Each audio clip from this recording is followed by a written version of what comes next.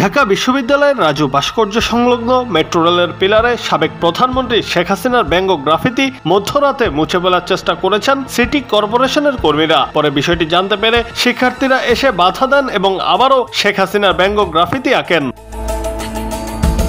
শেখ হাসিনার গ্রাফিতি মোছার চেষ্টায় সামাজিক যোগাযোগ মাধ্যমে ক্ষোভ প্রকাশ করেছেন শিক্ষার্থীরা। তারা জানিয়েছেন, রাত 2টার দিকে সিটি কর্পোরেশনের লোকজন শেখ হাসিনার ব্যঙ্গ গ্রাফিতি মুছতে যান। তারা শেখ হাসিনার গ্রাফিতির মুখের অংশ মুছে ফেলেন। পরে শিক্ষার্থীদের বাধার মুখে সেটি পুরোপুরি মুছে ফেলা সম্ভব হয়নি। এরপর শিক্ষার্থীরা পুনরায় সেখানে হাসিনার গ্রাফিতি এঁকে দেন।